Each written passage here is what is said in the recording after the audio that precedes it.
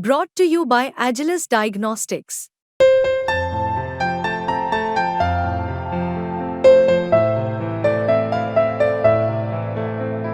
Agilus Diagnostics.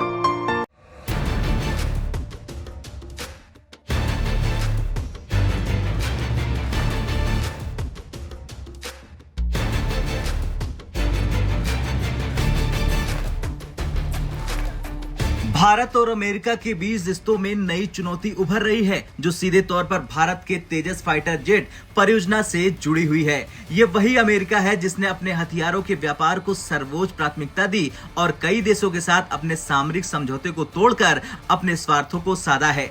Sweden के Griffin fighter jet और France की पनडुब्बी के साथ जो कुछ हुआ वो उदाहरण है कि अमेरिका कैसे अपने हथियारों की बिक्री के लिए किसी भी हद तक जा सकता है। लेकिन अब भारत के तेजस फाइटर जेट्स पर अमेरिका की टेढ़ी नजर है।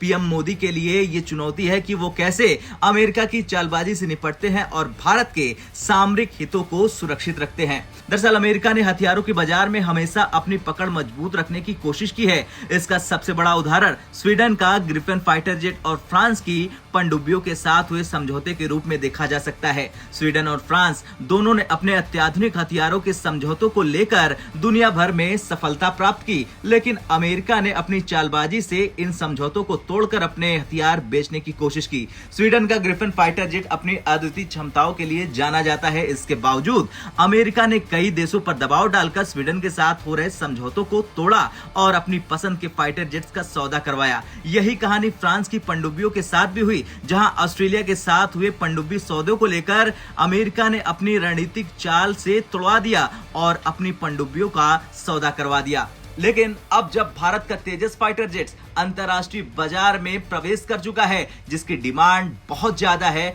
उस पर अमेरिका की नजर है। अमेरिकी दबाव की वजह से कई देशों ने रूसी हथियारों से दूरी बना ली, जिससे अमेरिका को उम्मीद थी कि उसका हथियारों का व्यापार बढ़ेगा। लेकिन इसके बजाय कई देशों ने फ्रांस के राफेल और अन्य फ्रांसीसी हथियारों को चुना, जिससे अमेरिका को करारा झटका लगा। भारत के तेजस फाइटर जेट की अंतरराष्ट्रीय सफलता अमेरिका के लिए एक और झटका साबित हो सकती है। अमेरिकी कंपनियों को यह हजम नहीं हो रहा कि भारत का तेजस और तेजस MK2 विदेशी टेंडरों में हिस्सा ले रहा, और यही वजह है कि अमेरिका अब भारत पर दबाव डाल रहा है कि वो तेजस फाइटर जेट्स को केवल अपने घरेलू बाजार तक सीमित रखे, ताकि अमेरिकी कंपनियों को अंतरराष्ट्रीय बाजार में नुकसान न हो। खैर, तेजस फाइटर जेट के इंजन की आपूर्ति भी अब एक बड़ा मुद्दा बन गई है। भारत के पास सीमित विकल्प है और अगर भारत ने अमेरिकी इंजनों का इस्तेमाल नहीं किया तो इसके दीर्घकालिक परिणाम हो सकते हैं। एक तरफ भारत को अपनी रक्षा परियोजनाओं में देरी का सामना करना पड़ सकता है, वहीं दूसरी तरफ भारत अमेरिकी संबंधों में खटास आ सकती है। लेकिन पीएम मोदी के नेतृत्व में भारत ने हमेशा से अपने सामरिक हितों को सर्वोपरि रखा।